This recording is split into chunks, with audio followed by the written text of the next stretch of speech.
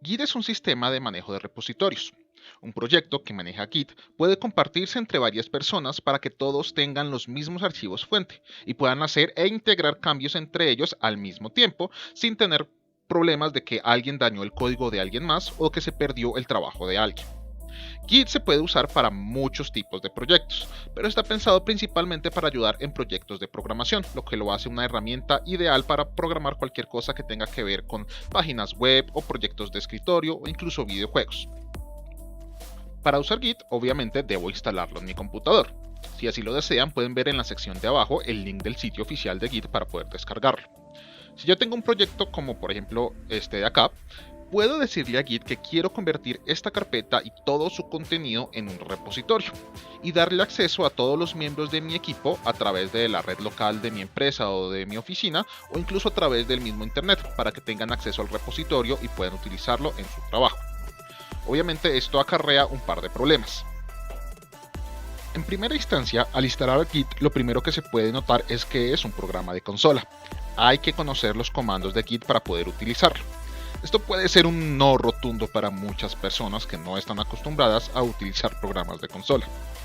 Otro problema interesante es que estoy básicamente condenando a mi computador a ser un servidor, ya que siempre debe estar conectado a la red que yo elija para que todo el mundo se conecte, para que mis compañeros puedan ver el repositorio, puedan reportar sus cambios y puedan ver los cambios de otros. El proyecto básicamente ahora se aloja en mi computador y otras personas tienen que conectarse a él para poder utilizarlo. Eso también puede ser un no para muchas personas, ya que la mayoría trabaja sobre computadores personales y no quiere que se convierta en un servidor que constantemente tiene que estar conectado a internet para que otros lo vean. Aunque esta es la forma más eficiente de utilizar Git, o por lo menos la forma que más control nos da a nosotros como miembros del equipo sobre el proyecto y sobre el repositorio, no es la forma más fácil ni más inmediata de hacerlo. Podemos utilizar otras tecnologías que, aunque nos ocultan muchos procesos de lo que está pasando por debajo de Git, nos dan un poco más de facilidad y un poco más de agilidad al momento de crear un proyecto y compartirlo con otros miembros del equipo. Para esto vamos a utilizar un servicio en la nube que se llama GitHub. Este servicio ofrece de forma completamente gratuita almacenar nuestro proyecto y tener acceso a él en la nube. De esta manera, el proyecto base no está físicamente en el computador de ninguno de los miembros del equipo, sino que está alojado de forma segura en la nube. GitHub es uno de esos proyectos que la gente simplemente saca y mantiene por amor a la humanidad, como Wikipedia y WinZip. Eso sí, no confundan Git con GitHub. Git es la tecnología de repositorios que vamos a utilizar, y GitHub es un servicio web que guarda nuestro proyecto y nos permite acceder a él utilizando Git. GitHub vendría siendo entonces algo así como un Google Drive mucho más complejo. Igualmente, hay también muchas herramientas gratuitas que nos permiten manipular Git a través de una interfaz gráfica y nos ocultan el código de consola que hay detrás.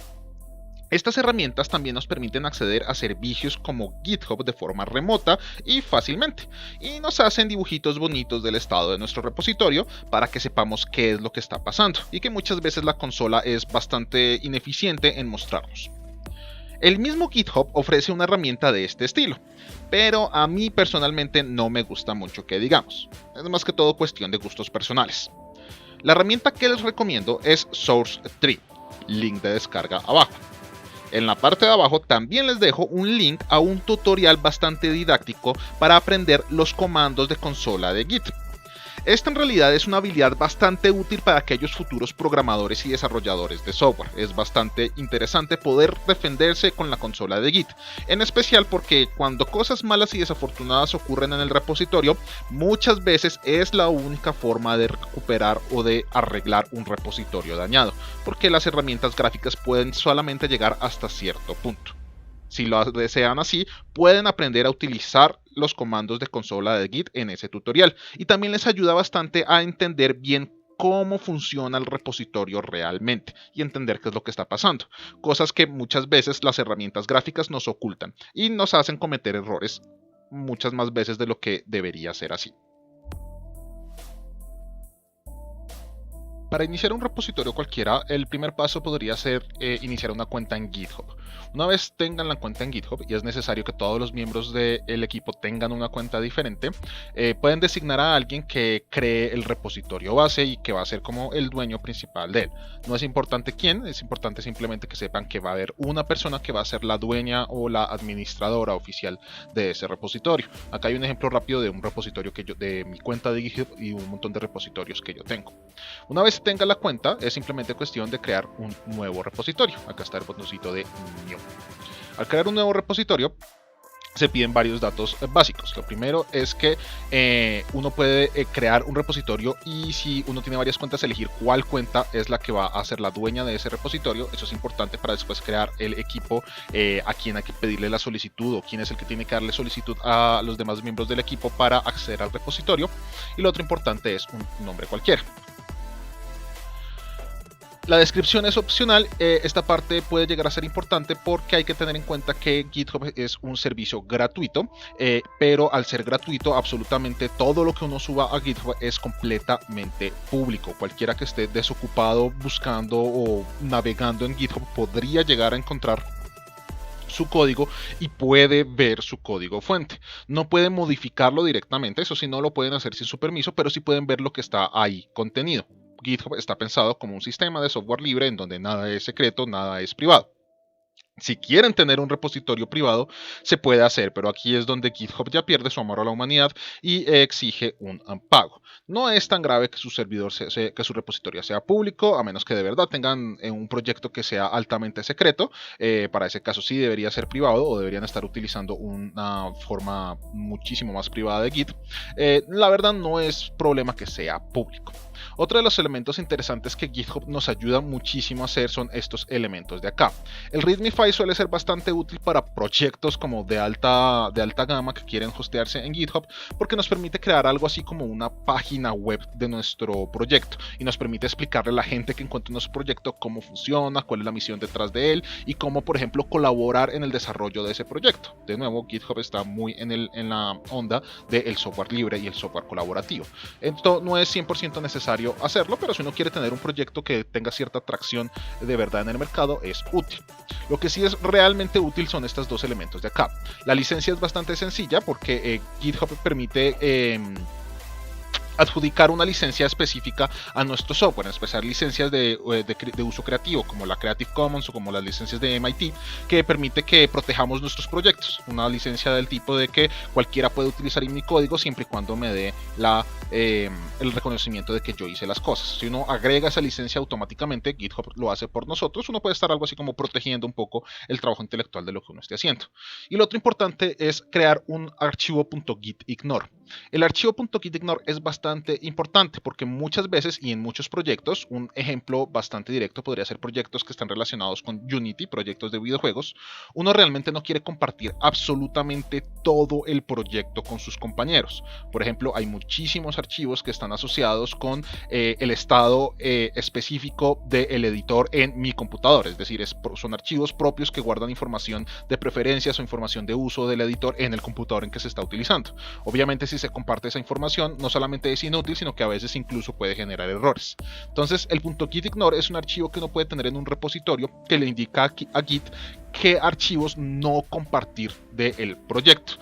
Hay muchos archivos típicos que uno no comparte dependiendo el proyecto. Si uno selecciona añadir un .gitignore, GitHub es muy útil en darle a uno un template, es decir, una plantilla con archivos que uno suele ignorar de diferentes tipos de proyectos. Si uno busca acá, hay una librería bastante grande de proyectos. Entonces, por ejemplo, si estoy haciendo algo en Java, por ejemplo, o estoy haciendo algo en Kotlin, si lo seleccionamos, automáticamente GitHub agrega un .gitignore con los archivos que uno típicamente suele ignorar de esos proyectos. Entonces, esto suele ser bastante útil tenerlo.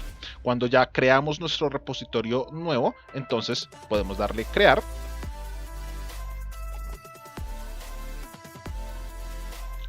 Y ya lo tenemos aquí a nuestra disposición para utilizarlo. El siguiente paso podría ser descargar SourceTree. Obviamente no es obligatorio utilizar SourceTree, pero para estos videos voy a utilizarlo como la base para poder acceder a GitHub y poder utilizar la mayoría de los comandos de Git. Obviamente si quieren utilizar otras herramientas o si quieren utilizar directamente los comandos de consola, son enteramente libres de hacerlo. El flujo de trabajo es exactamente el mismo. SourceTree lo único que hace es que nos lo pone gráfico y nos lo facilita un poquito, sin que nosotros tengamos que hacer muchas cosas completamente de memoria. Para poder utilizar SourceTree, lamentablemente se necesita otra cuenta, es decir, por ahora vamos la cuenta de GitHub y la cuenta de SourceTree en una empresa que se llama Atlassian o cosas así de ese estilo. Entonces hay que hacer esa cuenta. Lo más fácil es primero hacer la cuenta en la página web y después sí instalar y acceder ya con la cuenta creada acá en SourceTree. Al momento de acceder a la cuenta, SourceTree nos pide o nos facilita la opción de conectar SourceTree junto a otros servicios de Git, como por ejemplo GitHub. Entonces, si ustedes al ingresar a este sistema ingresan también sus datos de GitHub, automáticamente van a quedar logueados también y pueden conectarse de forma remota a GitHub muy fácilmente. No es obligatorio hacerlo, pero sí facilita muchísimas cosas. Al momento de tener ya SourceTree creado, una buena idea es tener un lugar en donde yo sé que voy a tener todos mis repositorios o por lo menos el repositorio que voy a utilizar en este mismo instante para mantener organizadas las cosas. Por ejemplo, yo en mi biblioteca de documentos tengo una carpeta llamada GitHub, que es el lugar donde guardo absolutamente todos mis repositorios.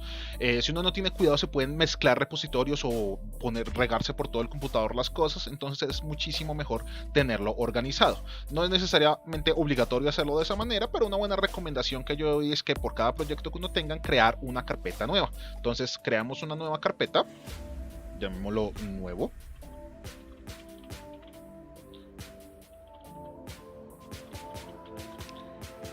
Y dentro de esta carpeta va a quedar el repositorio. Entonces es bueno saber dónde quedó esta carpeta.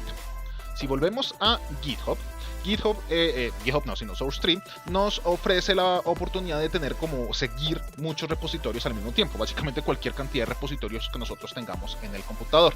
Es cuestión de crear una nueva pestaña, como si fuera un navegador. Al crear una nueva pestaña nos sale esta herramienta. Hay dos opciones. Una opción es crear el repositorio de forma local utilizando la ayuda de SourceTree, lo cual se puede hacer perfectamente y no hay ningún problema, crearlo localmente y después subirlo a GitHub. O se puede clonar un repositorio que ya exista en GitHub. Cualquiera de las dos opciones es válida. A mí me gusta un poquito más crear todo básico, el repositorio base en GitHub y simplemente clonarlo a mi máquina local. Ahora, para poder clonarlo hay también dos posibilidades que también son igualmente válidas. Si ustedes decidieron ingresar sus datos de la cuenta de GitHub, pueden entrar a esta sección que se llama remoto y si tienen GitHub activado, en este caso no lo tengo, pueden ustedes ingresar acá y ver todos los repositorios que tienen en GitHub, si tienen su cuenta asociada. Si no tienen la cuenta asociada, la forma normal de hacerlo, o si el repositorio que ustedes tienen ustedes no son el dueño de ese repositorio, sino que quieren pegarse al repositorio de alguien más, la otra opción es clonar un repositorio que ya existe. ¿Cómo clonamos las cosas? Y esta es como una primera palabra que es muy importante para Git. Clonar un repositorio significa crear una copia en mi máquina local de ese repositorio. Va a ser una copia de todos los archivos y de todo el proyecto que va a existir en mi computador. Esa copia es completamente local, es decir, yo voy a hacer cambios en esa copia y yo lo puedo correr, lo puedo dañar, puedo modificar un montón de cosas, pero al final la copia original está en GitHub, la copia maestra, y la nuestra va a ser una copia local. Esa clonación se puede hacer con la ayuda de GitHub fácilmente. Si ustedes van a GitHub, a el repositorio que tienen creado, se van a dar cuenta que acá hay una sección que dice Code. En esta sección, si lo seleccionan, van a encontrar que hay varias opciones para poder clonarlo. La forma más rápida y fácil de hacerlo es la opción de HTTPS, aunque si saben y quieren utilizar SSH también es una buena idea hacerlo, pero lo normal es a través de HTTP. ¿Qué es lo que esto nos provee? Nos provee dos opciones. Uno puede descargar como tal todo el contenido del proyecto y es descargar una carpeta con los archivos que hay ahí dentro. No estamos clonando el repositorio y esto es como si no quisiéramos utilizar Git. Simplemente copiar el proyecto para poder utilizarlo nosotros de la forma que nosotros queramos. Esta no es la forma recomendada. La forma recomendada es utilizar esta URL de acá. Si nosotros copiamos esta URL y volvemos a SourceTree y pegamos esa URL aquí en donde dice Source Path, este es el path de clonación. Esto es lo que nosotros queremos copiar. Le estamos diciendo a GitHub, por favor, bueno, más específicamente a SourceTree, por favor vaya y busquen este repositorio. Ahí hay un repositorio Git. Quiero clonarlo. Quiero iniciar mi propia copia de trabajo en mi computador de ese repositorio para poder trabajar en conjunto. Entonces lo importante es copiar ese link de ahí. El destination path es donde quieren guardarlo. Si se dan cuenta, SourceTree es bastante ávido en crear su propia carpeta. Entonces, si no quieren que SourceTree empiece a guardarles por donde se le da la gana sus repositorios, busquen la carpeta que ustedes crearon. Documentos, GitHub. Aquí está el repositorio y aquí es donde quiero crear el repositorio de mi nuevo proyecto. Selecciono el folder. Esto déjenlo quietico, esto también déjenlo quietico. Aquí pueden jugar con muchas cosas, pero por lo general lo mejor es dejarlo ahí quietico. Y simplemente es decirle clonar.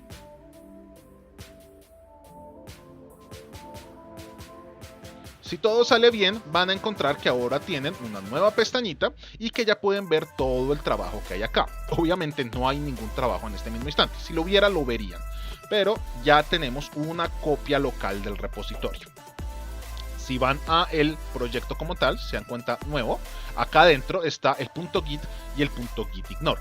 Esta carpeta suele estar oculta, entonces van a tener que buscar dentro de las opciones del navegador de Windows o de Mac poder ver cosas ocultas, pero esto es el repositorio como tal. No toquen esa carpeta, preferiblemente ni siquiera la abran porque esto es el repositorio, esto es lo que le da vida al repositorio. Si esto se borra o se daña el repositorio. Y este es el archivo gitignore, el archivo que tiene por dentro las instrucciones de qué documentos ignorar del repositorio. Esto es un archivo, la verdad, de texto común y corriente. Si ustedes quieren y con cualquier editor de texto o de código lo abren, se van a dar cuenta que por dentro tiene un montón de cosas y de instrucciones de las cosas que quiere ignorarse. Esto utiliza expresiones regulares para referirse a carpetas y a extensiones de archivos. Pueden ver tutoriales en la red de cómo se crea una nueva entrada en un gitignore si quieren ignorar algo en específico. Pero por lo general el archivo que crea GitHub es bastante bueno en ignorar todas las cosas que no nos sirven compartir en nuestro proyecto. Con esto ya tenemos el proyecto creado y clonado en nuestro computador y podemos empezar a trabajar de forma local y empezar a ejecutar el ciclo de trabajo de Git como se ejecuta normalmente. Es un ciclo que tiene 3 pasos grandotes y que vamos a ver en el siguiente video. Por ahora y con esto ya tenemos todas las herramientas necesarias para trabajar utilizando Git en nuestro computador y tener el proyecto que nosotros vamos a trabajar en compañía. El resumen es: crear el proyecto en GitHub. Una persona del grupo tiene que crear el proyecto de GitHub y el resto de personas con este código de acá pueden clonarlo utilizando fácilmente SourceTree en su computador local.